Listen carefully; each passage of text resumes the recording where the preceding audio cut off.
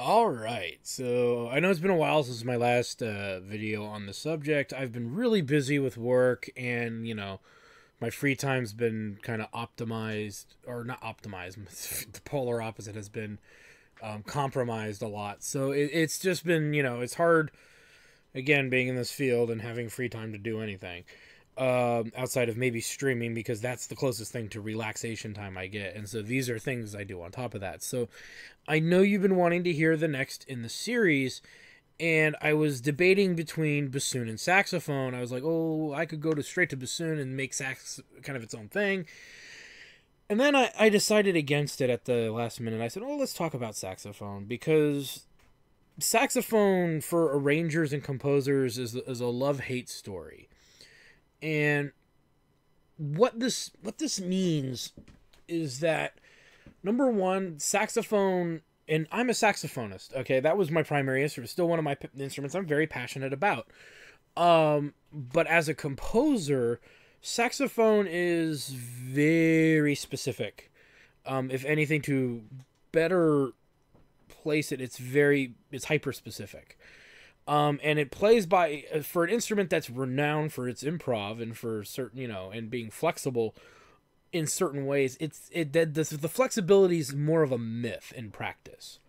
It's kind of boasted. Like, I've had professors and peers who are professors say, "Oh, saxophone's really flexible," and I'm like, "So why aren't you using them in your orchestras?" Well.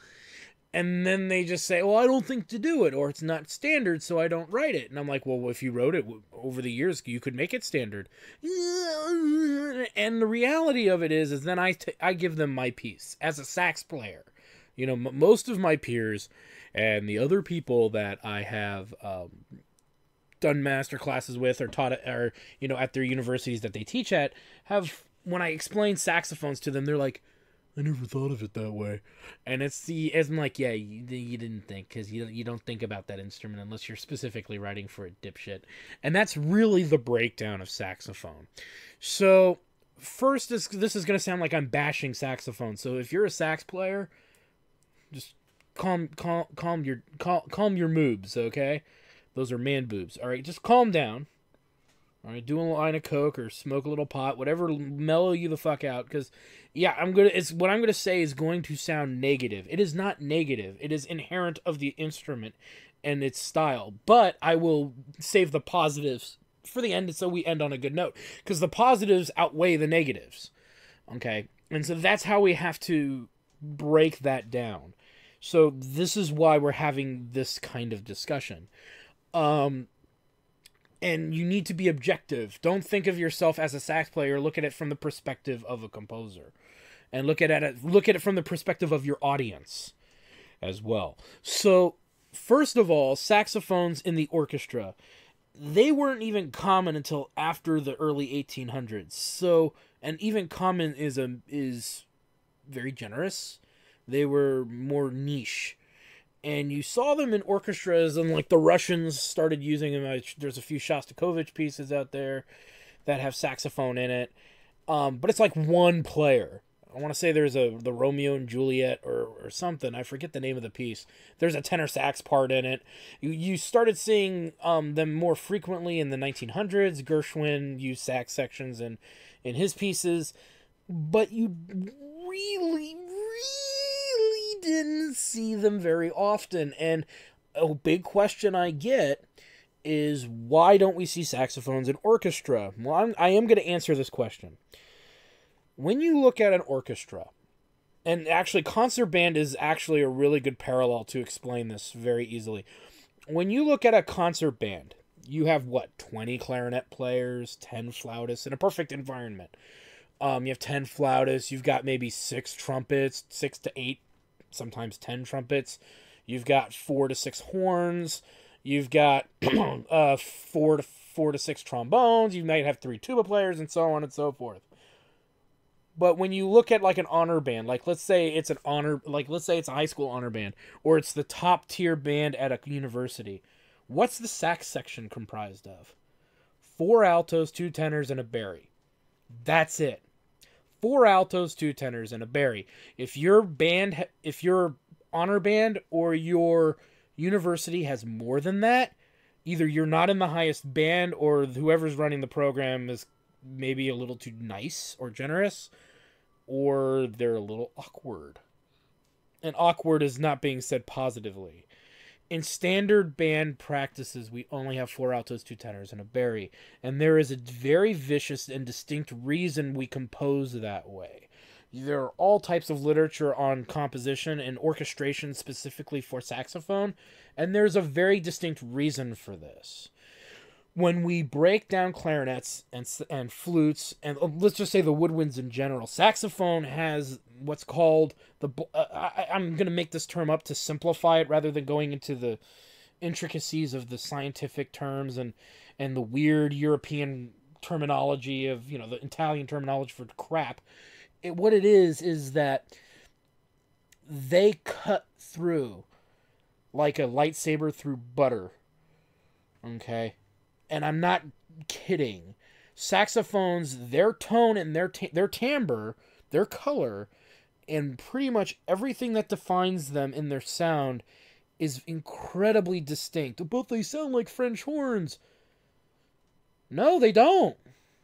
No, they don't. When I hear French horns and saxes playing at the same time, altos specifically, they do not sound like French horns. They sound like alto saxes and French horns playing at the same time. And they're in the right range, so it seems like that in and of itself is two different. It's like hearing clarinets and oboes playing the same passage. There's a distinct tonal difference between them. They're round sounding, but remember, saxophone offers a brass-like quality.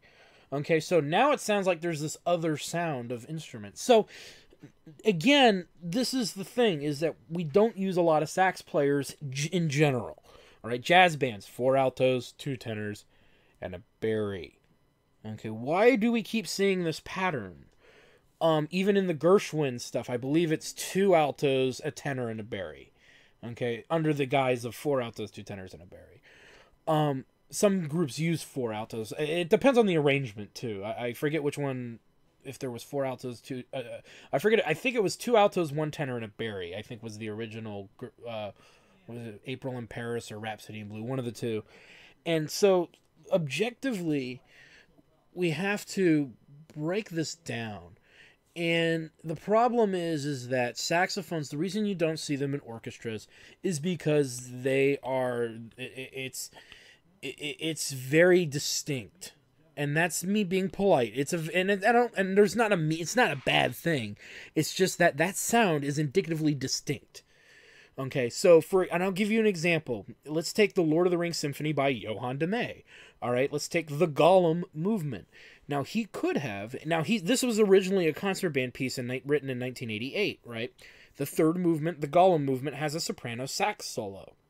Okay, now when you go and you play the orchestral version, he sticks to the soprano sax solo. There are some people who have performed the orchestral version of that piece and implemented the sax section into it because it was more of the proper sound. Okay, but the soprano sax solo specifically, they could have written it for clarinet. Okay, they really could have. And no, it can't do the bends. Well, it can do some of them. It can do the upward bend, not the downward one as easily, but it can do the bends. It can do the growl.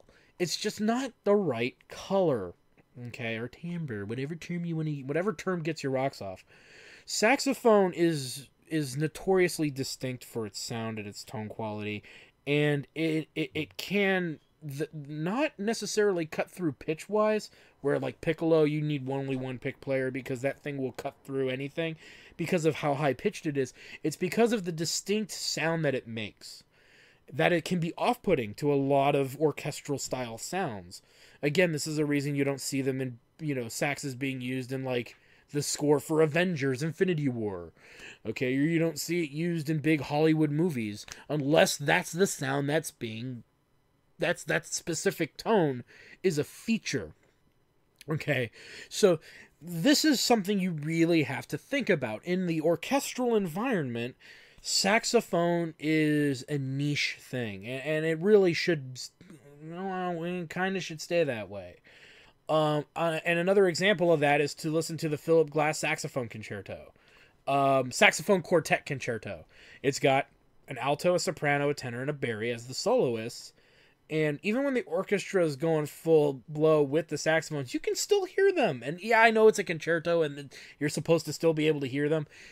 But that should give you some good ear training for orchestration. Because, yeah, you're supposed to hear them there. But they're doing the legit dynamics for that part. But no matter how soft they play underneath the orchestra, you can still really hear that sound. And like I said, if you want that sound in your piece, more power to you. Write it in your piece. But it's a very specific sound. It doesn't fit well with violins so much unless certain conditions fit it or make it work. And so that's really the big issue with saxophone and orchestra. Mind you, saxophone and orchestra. The other aspect too is an arranger, composer, or what have you. When you write saxophone parts in your orchestral pieces, prepare to be turned away frequently, because those are more players they have to hire. You do not expect, in many cases, the clarinets and the flutes to be able to switch to saxophones. It's not an orchestra pit at a musical or an opera. Even in opera, they don't switch instruments. They don't usually double. Not really. They're not supposed to. But in musicals, music doublers are paid more for a reason. They play multiple woodwind instruments. People in an orchestra are not expected to. I mean, it's a nice novelty if they can, but no, they have to hire in utility players. The weirdos that would go in there and play contrabassoon, English horn or a bass oboe if there was a part, or bass flute and alto flute. Those weirdos, yeah, I'm one of those weirdos. And they bring you, so I know how this plays out. They bring these guys in because they usually also play saxophone. And you're in for one piece of music and then you're done. One and done, as they say.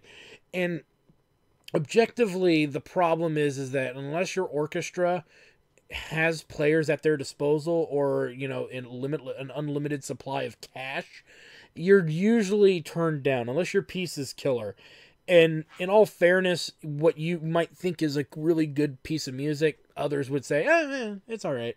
But I'm not paying, $600 an hour to hire in, the sax players, or $400 an hour to hire the sax players I need. It's one of the, when I really need a harpist, or when I really need all these other things, I need more percussionists for this other piece. It becomes one of those things that easily gets dismantled. Are there pieces of classical music with saxophone that are wonderful? Absolutely. They're just very few and far between, and most of the time those pieces do not get played. And it's just because of that requirement. And it's a silly thing. It's a little annoying. As a saxophonist, I take great offense when people say, man, I don't want to hire a sax player for your piece. You get over it, and really, it's easier to be more traditional than it is to be more abstract. And orchestration is a good place to be abstract, but not by adding in instruments that are not considered standard. When people say, I want really interesting orchestration, they don't mean throw in weird, bizarre instruments or stuff that's not common. They're talking about how you go about orchestrating it with the current instrumentation. So those are my negative things. I know that's a harsh thing for a lot of people to hear, especially if you're a fan of the saxophone, but that's why they dominate jazz, and that's why they carry a big amount of weight in the concert band environment. They really do. You can't have a good concert band without a damn good not alto section sax, but you can't have a damn good band without a good alto, I said it again, a good saxophone section. I don't know why I keep wanting to say alto saxophone section. I must have the Seventh Night of July on my mind, and that's an example of some good saxophone writing in a concert band environment. Check it out! The Seventh Night of July. It's a Japanese piece. I've conducted an honor band in Japan. That's how I learned about it. And it's a wonderful piece. And it's got really good examples of saxophone writing as well as solos. See, this is the big thing. In concert band environments where saxophones flourish, they flourish because they're the violas. Okay, now, and this is a great explanation of transitioning when you're writing string parts into a concert band environment. Your violas and your cello are mostly your sax section. So one of the easiest ways of converting a string section is to actually use your altos and your altos, your tenors, and even your bari as your cello, your celli, and viola section. And I rely on that a lot. When I need an English horn, it's an alto sax part immediately. Unless I do want an English horn in there. If an English horn is relevant, let's say it's a multi-movement piece, for example, or a medley that has several English horn solos that are notable, I'll throw the English horn part in there. But I will write an alto sax cue. Because English horn is, not as common in high school concert bands and stuff like that. And if I want my music more accessible, you gotta learn to cue things. The other thing too is that tenor saxes are really good when you don't have euphoniums, or you don't want the brassy round warm sound of a euphonium. You want more of a reedy sound. So an instrument that is exclusive to orchestras like euphonium, again, mostly exclusive, it's really nice to have the reedy comparison to it, which is tenor and baritone saxophone in different ranges, of course. So that's really the way to break that down. Now, let's talk about saxophones' ranges and their uses. So the good things are that when you use them in jazz and concert band, they're incredibly effective. You don't need a lot of sax players to make a band balance. They're good at accompanying other instruments for volume, not necessarily color or timbre. They don't do that. That is a very big misconception. They're good for adding more meat and more volume. Okay? And they're good at filling in little niche gaps where things are going on. So let's talk about the saxophone range. So, ironically, saxophones universally, fingering wise, are traditionally the B flat below the staff. We're in their relative keys. I'm not doing concert pitch. I'm too lazy. When you're in the key of E flat or B flat, which are the two primary keys of saxophones, their lowest note is a B flat below this treble clef staff. Okay, their highest written note that you can effectively get to without being a douche is probably an F above the staff. Sometimes an F sharp, more on soprano and alto. They tend to have the alternate right-handed high F sharp key, which makes it a little more accessible than doing the ye olde altissimo register fingering. You don't need to do those. It's more simplistic and easier to get to chromatically, the other one. But, again, I would stay away from anything above a high F. And even if you go up to a high F, that's not indicatively a good thing. Saxophone, of all the woodwinds, the saxophone got the middle finger when it comes to its range. Okay, I don't care if you've watched Yoko Kanno and the Seatbelts, and you watch the sax player hit, a double, D above the staff. That's a very specific skill. And you do not see it in the concert band environment. Very rarely do you even hear an alto player or a soprano player go up to a high F. Okay, so that's something you have to consider. And when they go up to the higher parts of their instrument, they have less coordination. Okay, unless they're pros. And then pros, they still have that problem, but they definitely hide it better through good technique. So let's talk about the saxophones in specifically. We're going to start with soprano. Now, soprano saxophone, yes, there's sopranino, but that's a specialty instrument. It's like A-flat clarinet, go fuck yourself. But soprano is a specialty saxophone. It plays really high, and it's the only one that's in the key of, I believe that one's in the key of A-flat. No, I'm thinking of the A-flat clarinet. I think it's in E-flat. Let's talk about the sopranos. There's one in B-flat and one in E-flat. The one in E-flat is a specialty instrument. You don't use it. So we're not going to talk about that one in its full context. There's a lot of specialty horns out there for saxophone. So I'll mention them. I'll make note of them, but I won't go into depth. I'll go into only depth on the major ones. So soprano saxophone, back on task. The range, low B flat to maybe a high F sharp. Soprano saxophone is not a primary saxophone. Now, I said I wouldn't go into detail, but this is one of the most common of the rare ones. Soprano sax is very much a soloistic instrument. Because, like I said, saxophone is such a distinct sound that kind of doesn't take a lot to cut through an orchestra now or a band. Now you have an instrument that's up higher in pitch, up in the soprano range. That cuts through the orchestra. So now, because of its pitch and its color, it's cutting through even more. Soprano sax, in my opinion, professional opinion, is one of those instruments in which I would say use it if it's a solo instrument, okay? And make sure your soloist is your alto sax one player. That's a doubling okay. That's like an oboe player switching to English horn. So you may have to write with one less sax player of mine or do a divisi or whatever, or an OSHA or what have you. But the soprano saxophone is so vividly distinct and so kind of brassy and kind of bright of a sound. It's normally a very bright sound, unless you get a good mouthpiece, a good hard rubber mouthpiece, then it'll be better. If you have a concert band and a sax player whips out a metal, you have my permission to go over there and punch them in the face, because they're retards. You don't use a metal mouthpiece. Even if you're playing jazz stuff, you don't use a metal mouthpiece in a concert band environment. Well, we're playing Glenn Miller medley. I don't give a shit. You don't do it. Unless the score says to do it. If the score says to do it, who am I to judge? But you don't do it. They're for jazz band, and there's a reason they're for jazz band. Again, we're talking about that color and how much it punches through, right?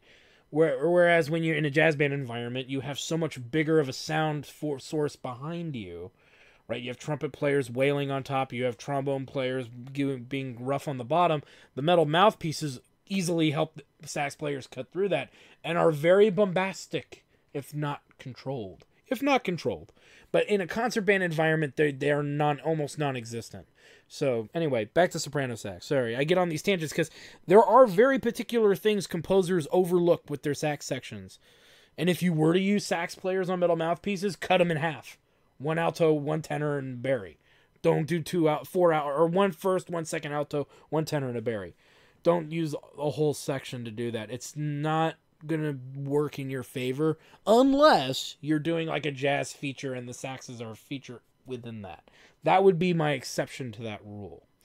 But soprano sax is so vividly distinct. I keep going off of soprano, I'm sorry, but we're trying to make sure I cover all these. There's so many asterisks to what I need to say about these instruments, and I don't record, I don't have a list of things to say.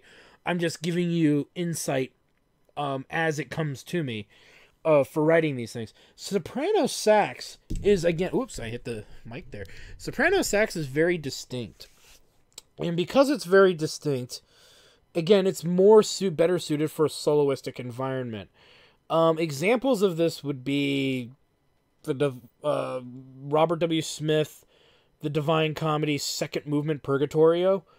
There's a great soprano solo in there. Obviously, the Lord of the Rings Symphony by Johann de May, the Gollum movement, and there's this one piece, I can't remember the name of it for the life of me, but it's based on a bunch of folk music from Wisconsin, and there's a really gorgeous soprano sax solo in there.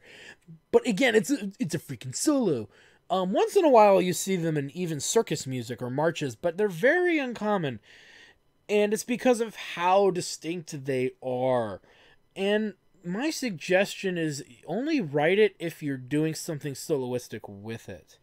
It's not a bad instrument by any means. I'd kick Kenny G and his Baby Makers if I actually met him in person again. But ultimately, it's not a bad instrument. It's a gorgeous, gorgeous instrument. And there's really wonderful music for it. But here's the deal. It's exclusively for that instrument. Even in the musical environment that I've been in, I did a show called Blood Brothers several years ago.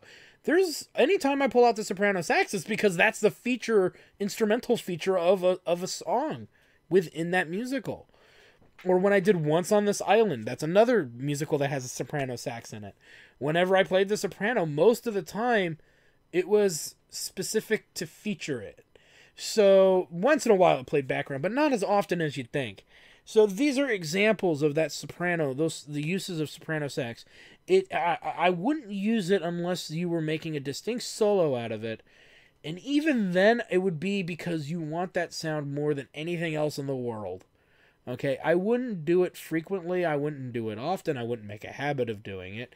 Nor would I use it in an entire piece. I would use it in specific sections of a piece. Because of how distinct of a sound it is.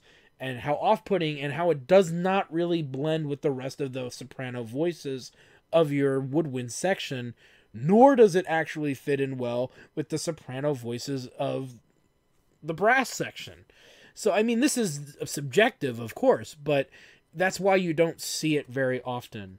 Okay, anybody who's like, you're just bashing soprano saxophone because you can. It's like, no, this is why we don't see it.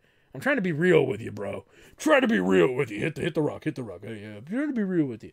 And saxophone is a hard pill for a lot of people to swallow. It's like being red pilled. You know, you really have to understand the structure of the instrument and how it's used. So we've said that. Let's move on. Alto saxophone. Now, alto saxophone is usually your primary sax writing. You're usually going to have access to 4, maybe 2 at the least, but average is 4. If you're in a high school band environment and you have 10 sax altos, you know, that's just the way it goes. You know, you should never force kids to play instruments they don't want to because you have too many of one. You, as children, you should be able to play whatever the fuck you want. And when you go to college, we weed out who's good and who's not. Who worked harder than the other? Did little Timmy do it or did little Bobby do it? Okay, that's for the colleges to weed out. But, I mean, the whole point is that every kid should have the opportunity to play whatever the hell instrument they want. And in a band, anyway. Not every school has orchestra and all that. But anyway, let's move along. Alto saxophone is very much... I don't think of saxophone when I think of alto saxophone. I think of alto voice. Not singing, but the alto voice in and of itself. And I think, well, what do I consider to be alto voices in orchestral and concert band environments that don't always imply saxophone? And a lot of that is going to be if I'm writing a piece of music that had a choral part and there was an alto voice part in the choral part. Let's say I'm taking a choir piece or a piece that had choir in it. You bet the alto sax section is going to be doubling the low soprano and the alto voices.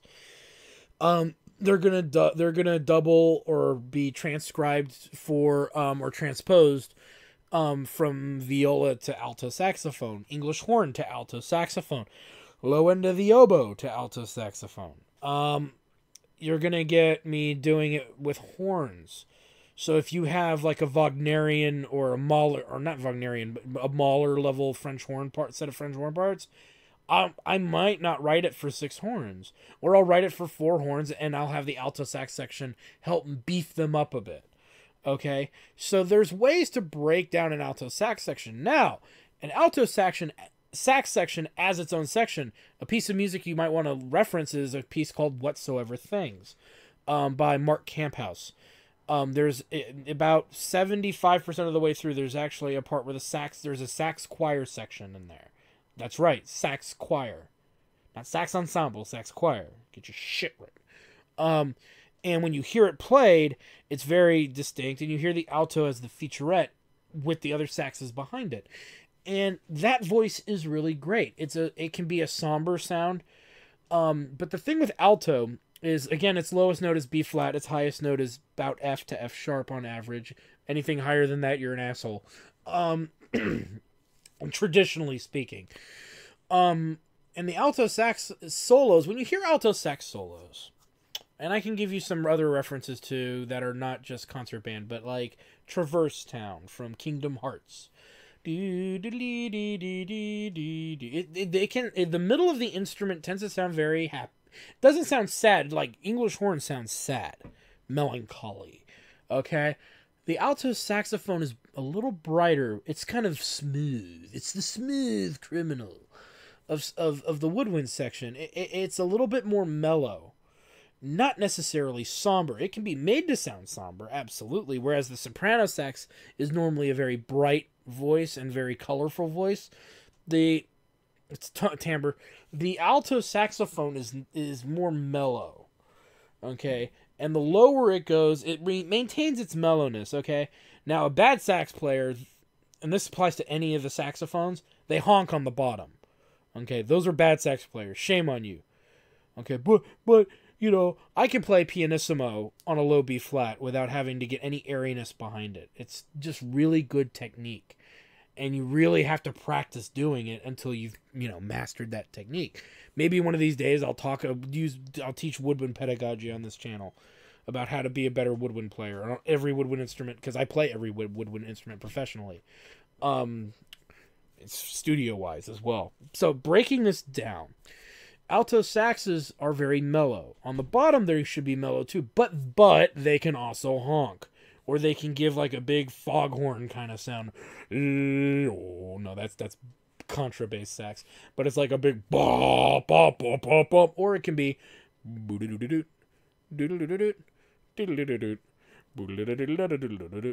and that's actually variations on a Korean folk song. There's an alto clarinet cue, okay, for alto saxophone, and it starts on a low B flat, and it's piano. And that composer was not crazy for doing it. I actually went to one of my old high schools. My old high schools. I had one. I went to my old high school and actually showed one of the kids that it could be done. And it was like, and she looked at me like I was a freaking wizard on top of a mountain shooting lightning bolt out of my crotch. You know, that was like, she couldn't believe it. She just looked over and she's like, I hate you. And I'm like, feelings mutual. You gotta work harder. Because I've played that way since I was, you know, I had a good teacher. I played that way when I was in 8th grade. Now, I'm not trying to brag. I'm just saying a lot of the times students have as a private teacher myself, on those instruments and in composition, a lot of students who play saxophone aren't taught to play properly, even amongst sax teachers, because a lot of them are jazz players. And jazz technique for saxophone is incredibly different than classical technique. And if you're a classically trained player, you pick up jazz really quick and really easily. No offense to the jazz players out there. Don't give me the cold shoulder or nothing. I'm just saying there's a lot you pick up from classical that carries into jazz, and when you go into learn the jazz technique stuff, your fundamental skill is so high, the jazz stuff's kind of a joke. Okay, and getting the right colors and sounds and all this other stuff comes more naturally. But a lot of sax players go off to jazz really early and give the big finger to the classical technique, and they never master it. So they study jazz, and that's fine. There's a lot of people that do that. But objectively, there's a lot that they missed out on. And I guarantee you, if you're a university guy, go find a classic sax player or classic sax student, maybe the top sax student who's in classical, and listen to them. Go listen to them play like the Creston Concerto or the Glazunov Concerto. Listen to them play some of that stuff, and you find out that, damn, it almost sounds jazzy. It's not. It's modern, but damn, do they have good tone and good technique and good, like, their vibrato is way better than mine. Yeah, it's something, not mine personally, but like the jazz player. It's an interesting observation. That's your homework assignment, sax players. Listen to some classical sax players, and then listen to some jazz sax players try to play classical. It's kind of funny. But now, then do the reverse. Listen to classical players try to play jazz, and you find out that though the classical players are playing jazz closer to the jazz players than the jazz players trying to play the classical stuff. It's an interesting observation. So alto saxophone, like I said, it's good at doubling. It's also the featurette when you need those lower voices. They also make, if you're trying to transcribe or arrange a string section for concert band, they're like usually my first go-to. Whereas I'll maybe use the violins in the clarinet section or oboe and flute. The altos, the tenor, and the bass are fundamentally my string section. And it tends to be really effective.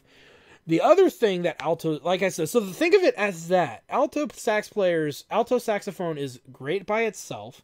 It's great as a featurette of a melody. Like let's say you're doing you have the saxophone section doing a melody. They're good at doing it as long as that's the sound you want. They're good at kind of intermingling with other instruments for volume. Okay, especially instruments that in a high school environment may not be as common, like French horn. Or you maybe don't have access to an English horn. They're a really good substitute for a lot of those things under certain conditions and having certain perceptions going forward. And you get more alto players on average than you do tenor. So like I said, you'll write 2 alto parts with the assumption of 4 players. So you can do divisi 4-way if you needed to. You can break them apart. They can somewhat play in octaves, but you have to remember, saxophone, you get mostly a 2.5 octave a good solid 2.5 octaves out of it. Where clarinet, on standard principle, you get 3, right? You can technically get 4 out of them too, but you're pushing it. Same with flute. You can get 3 octaves out of it, technically 4 if you're pushing it. Same with bassoon. You get 3 octaves out of it, technically 4 if you push it. Oboe's arguably 2.5 octaves, but it barely gets to 3. So, I mean, saxophone can barely get to 3, but it's not advised. And alto saxophone is good at what it does. That's the thing. It's kind of a jack of all trades. It's not necessarily good at anything unless it's jazz or unless it's its own specific sound qualities. But ultimately, saxophone kind of does a little bit of, kind of fiddles in other areas. So that's something that you can always use it for. So that's something to consider. Now, the alto saxophone range in itself, the bottom, like I say, can honk. But if it's under a good player, a properly trained student, can actually play the bottom mellow all the way up to about A above the staff. That should all be rather smooth, rather mellow. Once you get to A, 2 things happen. Crappy sax players start thinning out. Okay? Their tone starts to get thinner and they start to go sometimes flat. If they're playing on a Yanagisawa, they might go sharp, depending on the horn. But some players might go flat and sharp, so they start pulling away from each other if they're not good players. So the higher you write, the more risk that you take. But there are pieces where the first altos are playing up to a high F. Clown Act by, what's his name, Kalen, is an example of that. There's a sax featurette where the alto sax is playing the melody and the tenors and the baries are all, they have this little feature, and the first alto does have to go up as high as a high F within a very lyrical melodic line, and they can. But it's a properly played one. It gets harsher as it goes higher. Okay. Whereas we won't see that in the other saxophones, but soprano and alto share this quality. The higher they go, and if they're being played properly, the stronger the tone becomes, the more definite it becomes. It doesn't become mellow anymore. It becomes a little bit more aggressive and a little bit more forward, a little bit more reedy brassiness and brightness going forward. It gets brighter as it goes higher. So that's just an example of writing for saxophone. Saxophones can play technically challenging lines just like clarinets and woodwinds. Should they? That's up to you. Alto saxes and sopranos can run around on their instruments without sounding muddy. So that's something to consider. All right, let's talk about C melody saxophone. That's a saxophone in the key of C that nobody plays anymore. If you own a C melody saxophone, good for you. You're the king of Turn Mountain. Nobody cares. There's not really any music written for it anymore. It was kind of a novelty thing. Kind of looks like a tenor saxophone. I had a friend who had one. He'd bring it all the time. He'd be like, dude, my C melody saxophone. And I'd sit there and go, I don't care. And then he'd sit there and go, write something for my C melody saxophone. I'm like, no. Go play a trombone piece. That's pretty much all it's good for. And I tease, I joke, I tease, but it's one of those niche instruments that's stupid. Let's move on. Tenor sax. Oh. So tenor sax is like the upper range of the cello. And what's neat about tenor sax, which tenor sax gets the cold shoulder from a lot of composers, and I openly and lovingly give the bird to anyone who really writes shitty tenor sax parts. It's very frequent and very upsetting. But tenor sax is really good. It has a distinct voice. If you want that very mellow, kind of laid back, kind of brassy, reedy timbre that's unique to that instrument, you get it. And if you want like a little bit of a strong bottom, because tenor sax has a really big bottom, but it's not got a lot of junk on its. It's not got a lot of chest space. All right, ladies, those you know what I'm talking about. Not a lot on top, but it's got a lot on the bottom to work with. And the thing with tenor though is if you play it properly, the top isn't as bad as I'm making it sound. It's actually, the top is quite decent. But it takes really good air pressure to do that. And most sax players, even in college, tenor players tend to be very mild on the top. Shame on you. Play with macho gusto. Drop your balls and go for it, baby. That's what I got to tell you. And writing on the bottom for tenor is fun. And again, you can control it like saxophones. All saxophones, except soprano, can control the bottom very moderately. Okay, and keep it very mellow. Soprano is probably the hardest to do that on. But alto and tenor and bari all really have it pretty easy when it comes to really controlled bottoms. Okay. Oh yeah, they know a lot about going to the bottom. But altos have really strong tops. They don't really have strong bottoms unless they honk it through. Tenor actually does have a very nice round bottom. I love that bottom. The middle range of that instrument is gorgeous and very underrated.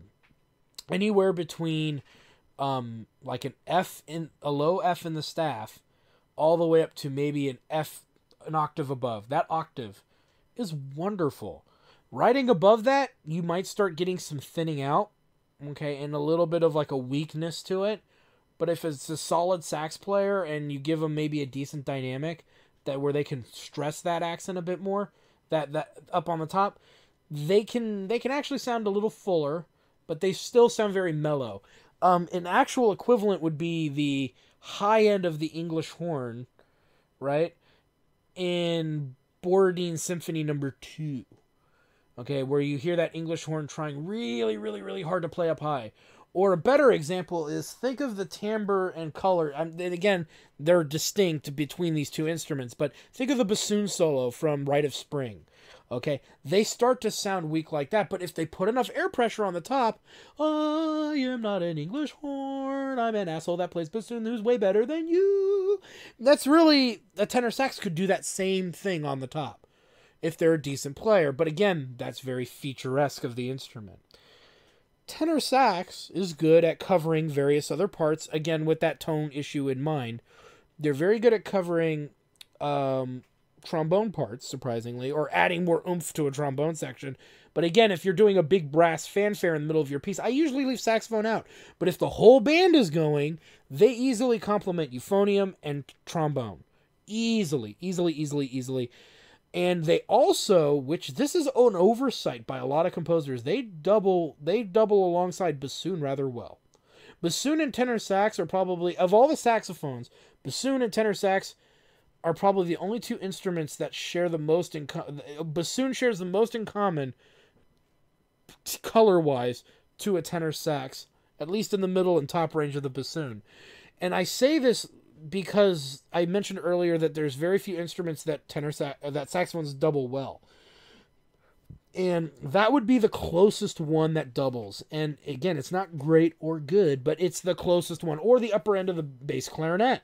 That's right, they can offset the upper end of a bass clarinet, where the bass clarinet and the bassoon start to thin out due to moderate or lesser players, not maybe pro, but we're talking high school kids or maybe some weaker college kids still learning. The tenor sax picks up the slack a bit. And that's some good writing for them. So that gives, hopefully, an idea when you're writing in a sax choir, they're your tenor voice. Duh. And there's some wonderful harmony writing that you should always look at tenor sax players. When you want more emphasis in a rich harmony when the whole band is going, throw some tenor sax players on it. If they're any good, they will be heard, and it will richen your chords. Especially those thirds, right? Those thirds that sometimes you don't actually have enough instruments covering the third of the chord. I know a lot of composers that suck at this. Tenor sax, give it to tenor sax, and then they go into rehearsal and it's like, oh, my nipples were hard just hearing that. Oh, my stars and garters. Yeah, it's true. It is true. They do a good job complementing other instruments better than the other saxophones. I know it's a harsh toke, dude, but it really is true. Of all the instruments, they're the most adaptable. The negative, though, is that, again, they have a good bottom. They have a decent middle. The top is left wanting for some composers. But if you know how to use and utilize the top part of that instrument, it'll do rather well. And again, you might have four altos, two tenors, and a bari. So you could do divisi lines, but I don't recommend it. Usually the two tenor players are there to emphasize that particular line. So I wouldn't divisi tenors unless you're doing like a sax choir thing in the middle of the piece. And that would give my seal of approval for divising tenors. But you can get away with divising all four altos, or alto 1 and alto 2, two players on each part, and divisi both of them. But tenors, I wouldn't do it very quickly. I'd be very quick to not do that. And those are things to consider.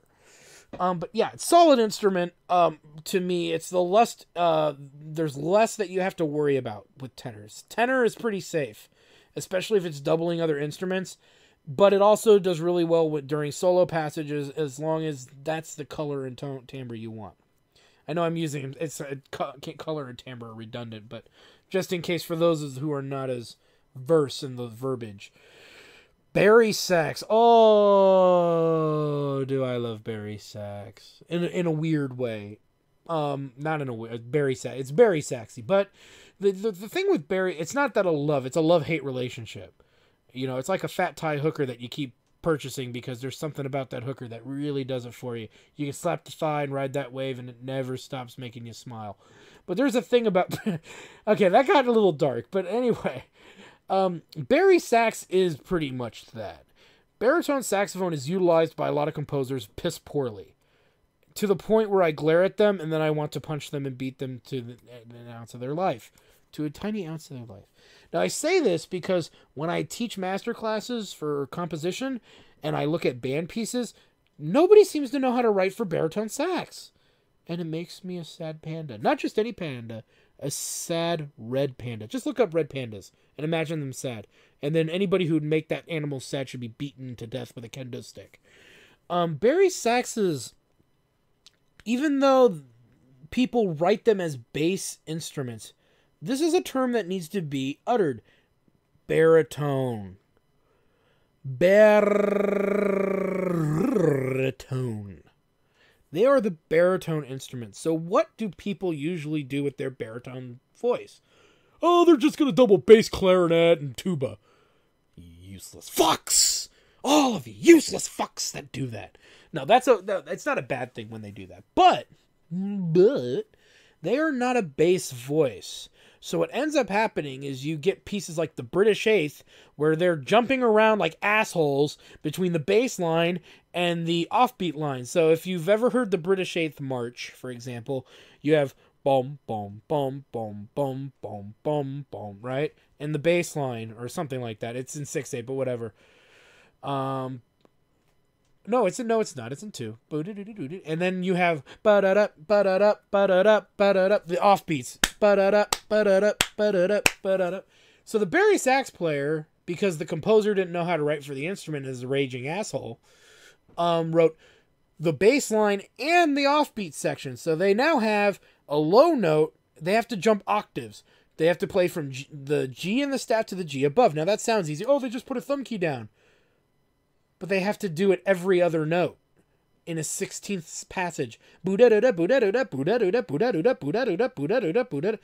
then the whole freaking piece is like that. It's like 60% of the piece is that all the way through. And it doesn't let up.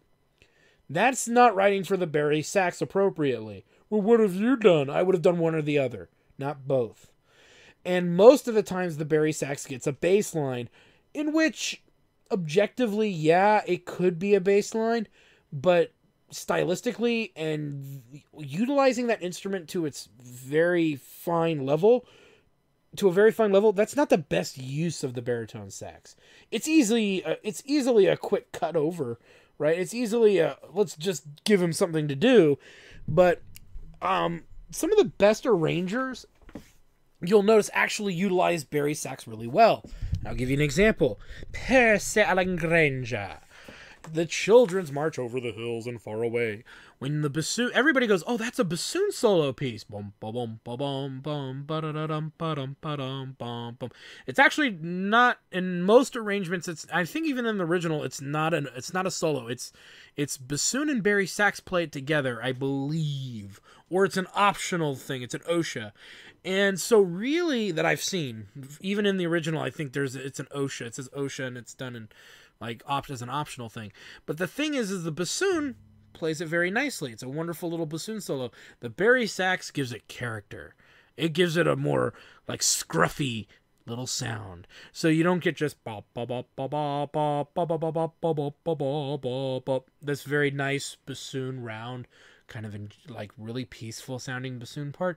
You get more of a dun dun dun dun dun dun dun dun dun dun dun dun. So instead of that kid in like lederhosen running through the field, and he's kind of fat, like the kid from Willy Wonka, you know, the German kid from Willy Wonka floating through a field. He's more like a scruffy little kid, like a malcontent little kid just having innocent fun, and it's not so clean. It's a little more rugged, and it's a nice compliment. So if your band is playing the Children's March, and they have a bassoon, say, you know, let's hear it with both bassoon and bari sax. And if the bari sax player is pretty good, it'll sound very nice. Now, bari saxophones got a lot of junk in their trunk. They are known for being the bottom. Okay, they're known for their bottom, sadly enough. And their lowest note, modern music, their lowest note is an A. But going to the low A doesn't mean you should write to it all the time. It's not an easy note for them to get to, because it requires access to a low thumb key. So if you're going to write runs on the bottom, I may as well just eat a laxative and have runs in your hair, because that's not really the way you write for it. So bassoon players can bop around on the bottom. Bari sax, if it's bopping down to a low A, I would not recommend it.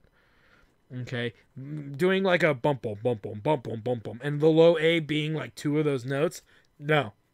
That's pushing it. The low A is more of a novelty. It's more there for them to sit on that note like a big fat dude sitting on a hometown buffet. And not that that's the sound you're going to get, but it's a novelty of hearing that low note. It's like the extensions on a bass clarinet that go down to the double C, right? The low double C. You don't write runs down there.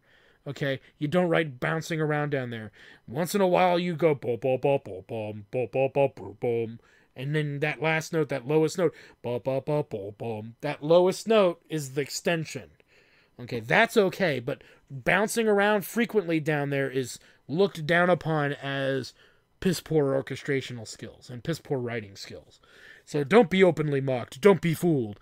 The low A is there, but it is not objectively an extension, full-blown, absolute extension of the range of the instrument.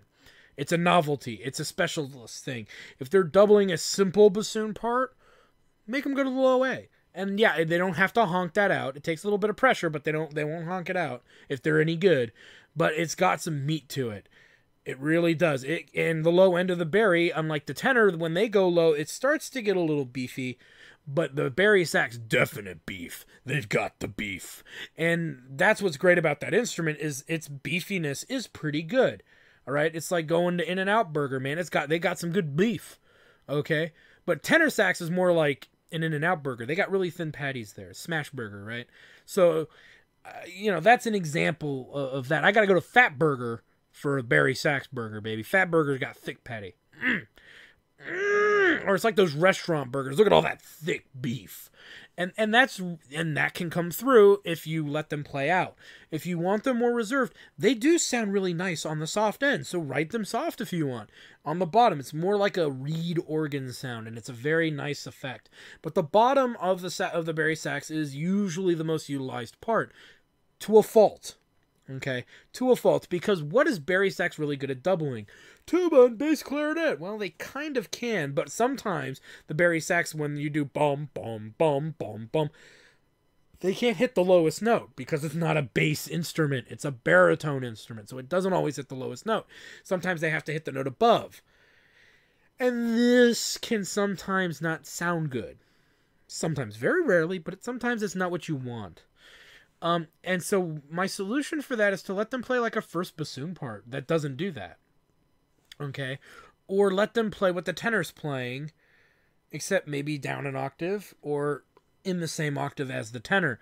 They sometimes get more balanced that way. So this is, some of the low-grade arrangers that are out there that write grade 1 and 2s, they would never do this. Okay, but we're talking like high-quality writing, baby. We're talking about the cream of the crop. If you look at like really good Frank Ticheli pieces, for example, like Gaia, okay, or even the postcard, maybe the postcard's not a good example, but Gaia for sure, maybe in Cajun folk songs, the bari sax is not 100% utilized as a doubler of bass clarinet and tuba. It's just not. It does okay. It doesn't sound very good.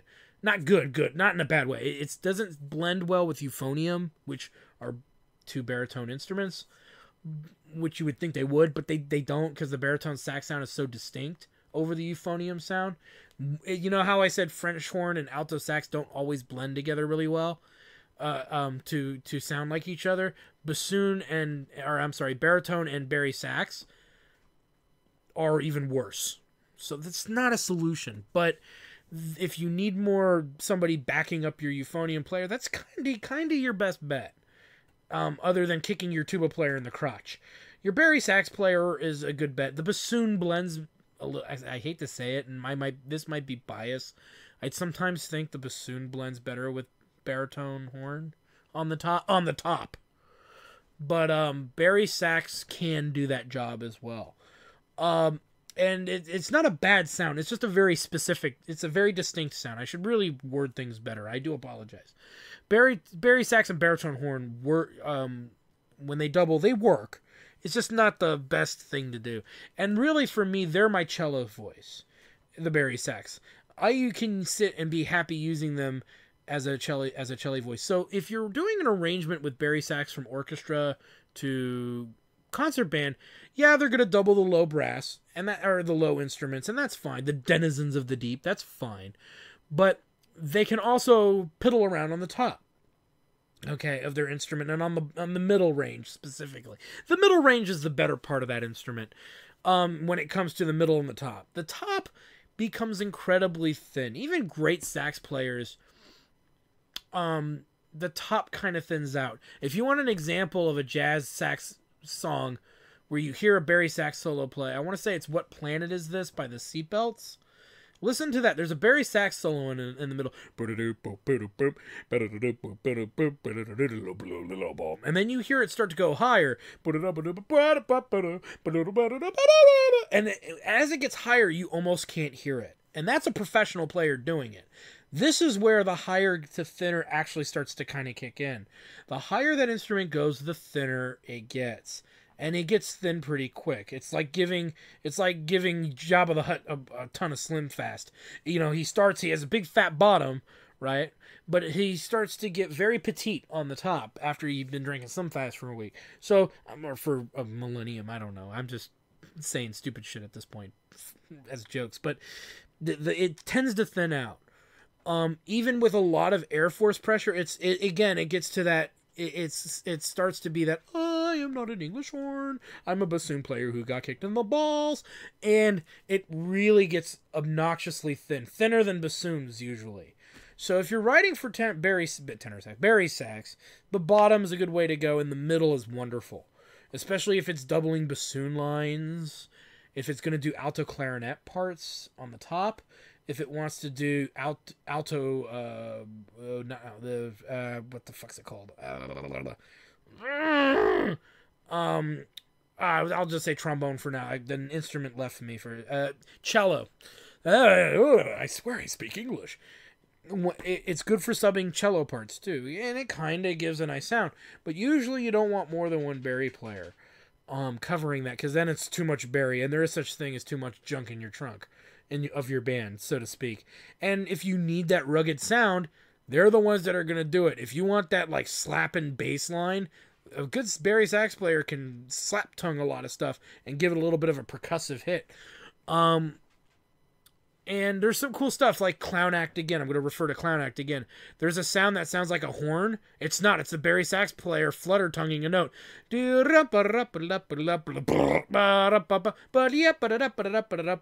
then you hear only the bari sax player play after the whole wind section is going. So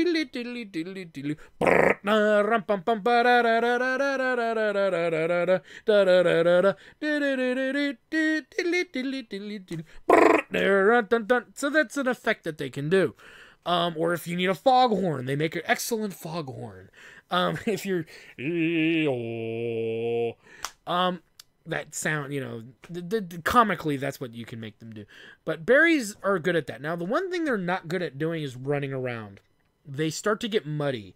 Where tenor saxophone doesn't tend to get too muddy, even when you get to a low D and a low C on tenor, it doesn't tend to get muddy. On the low end of the bari specifically, and even in the middle of the instrument, because it's such a mellow sound when you get to the middle voices, running around gets lost. So you don't want your sax players doing too much running, your bari sax players, doing too much running around on the bottom. They can do leaps like a bassoon can, right? So,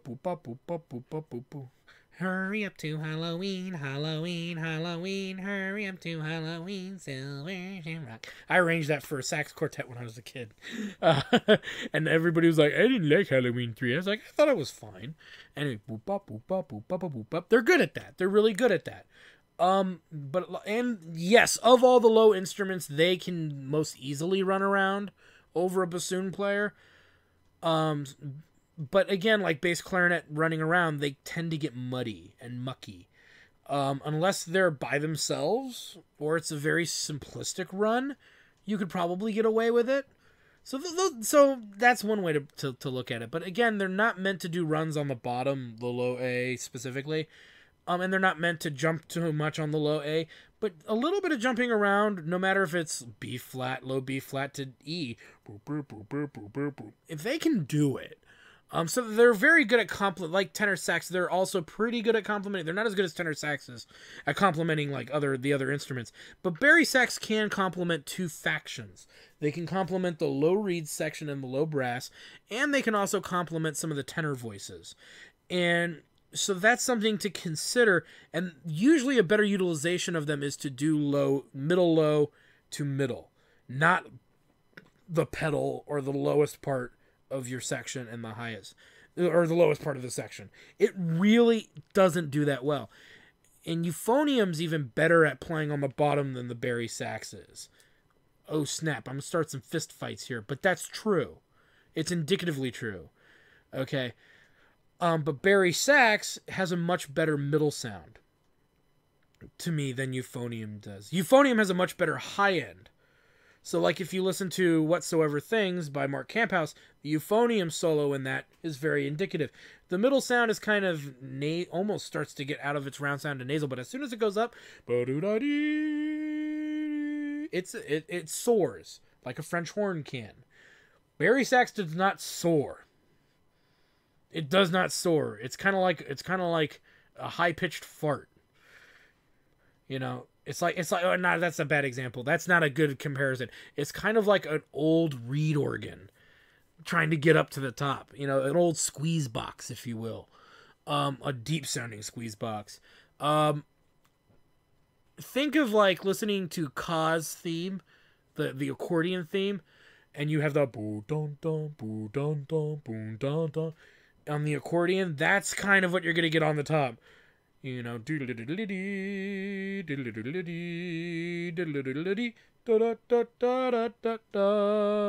you know, that's a nice, like, if it's playing the higher part of that, a bari sax could do that. If I were writing Ka's theme for band, I'd give that theme to the entire sax section. They would be the ones playing it, because they best emulate that sound. And the bari sax would have a more interesting part. It wouldn't just have boom, boom. It would actually have boom, bum, bum, boom, bum, bum, boom.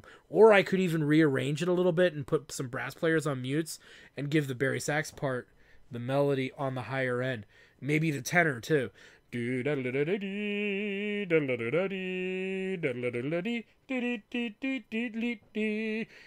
tenor doing the highest and puts them on the higher range of their instrument. But it would actually be an interesting sound.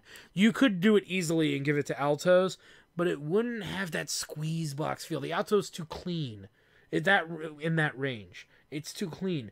The tenor and the bari are sloppy up there, and they're gassy and airy, or thin is the term I've been using a lot, right? So because they're gassy, thin, and airy, it's a more ethereal sound of an accordion or squeeze box, and it's a really nice sound. It's a very, very unique sound. They're the only instruments that do this sound well. Bassoons can do it too, but when a bassoon does it, it sounds like they're playing the instrument wrong.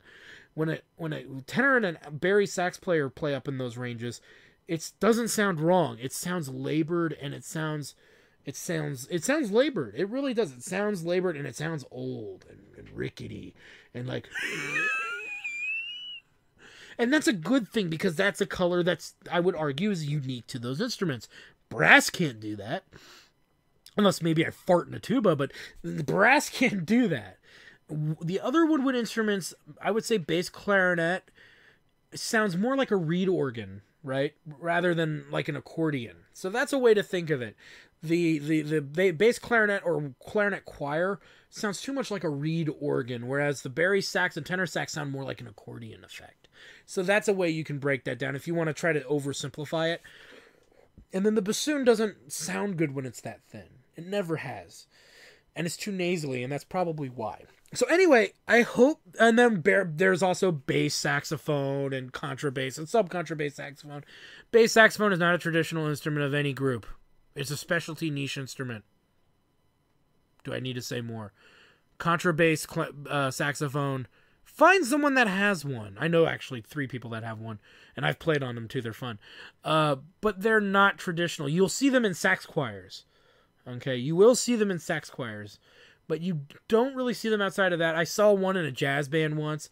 And same with subcontrabass saxophone. They're just specialty instruments. They're not part of general orchestration, so don't bother with them. There's also one instrument I want to point out, and I don't know if I mentioned it, E-flat soprano saxophone. Do not write for this instrument traditionally. You are more likely to find a B-flat soprano than you will an E-flat to buy. And I know people who have E-flat sopranos, and they never use them. There's not a lot of music for them, and if there is music for them, it was written because somebody didn't know how to write for a regular soprano. They're actually dying off pretty fast. And it's a sad thing to hear because it was popular at one point early in sax literature, but it's all been converted over to B-flat soprano because it doesn't utilize the bottom of this. It doesn't utilize its bottom very well. It has a tiny bottom, and it's not spankable. It's just not a spankable bottom. We don't care about the E-flat soprano bottom. We just don't. Okay?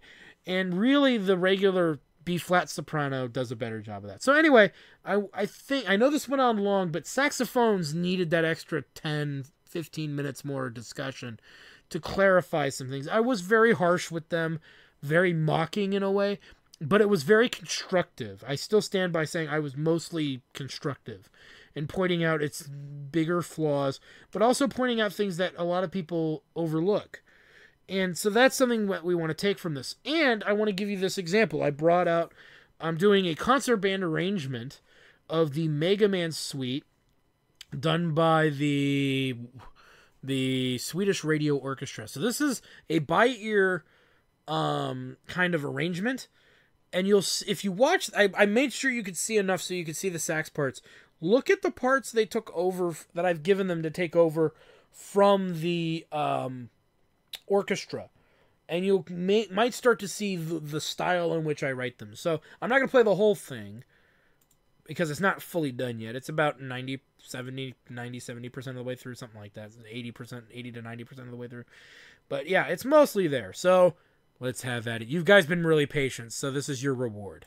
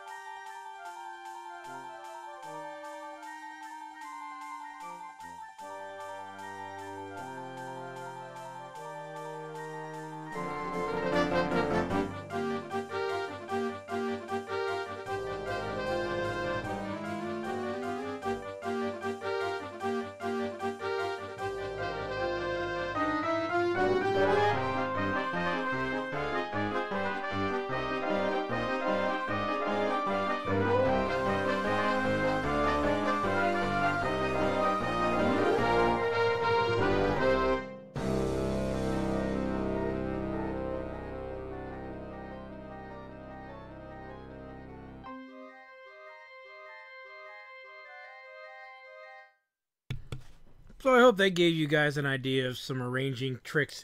You'll notice the sax section moved all over the place. It was doing a little of everything. And that's really what they're good at doing, is a little of everything. And it's always subjective of when they do it. And there's a time and a place to feature them. And I think so far with this arrangement, I picked good places versus where they are in the orchestra. So hopefully that gave you guys some insight on writing, arranging for the saxophone section of your groups. And like I said, this seemed like a negative video. I'm sure some thumbs down are going to be from some angry sax players who were like, "Oh my god, he's making fun of my favorite instrument, what asshole." I was being objective, okay? And so try to look past those negative things and think of the good writing and highlights of it, because that's really where the instrument shines. These instruments shine. And again, this is a very specialized section of the orchestra and of the band, so it needed a lot more room to breathe, and it needed a lot more room for discussion. So thank you guys for stopping by. I am your host, the RPG Guy, and when we come back to this, we will talk about bassoons, or as I like to call, Old Man River. No, I'm just kidding. We'll talk a lot about bassoons, because they're a lot of fun, and if you know how to write for them really well. So anyway, thanks for stopping by, guys. We'll see you next time. Well, I hope you guys enjoyed that video. Please take a moment to check out more episodes from the RPG Guy, Tuesday Night Team Up, and more. And please subscribe.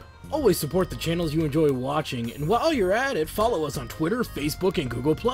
Keep on gaming hard. See you next time.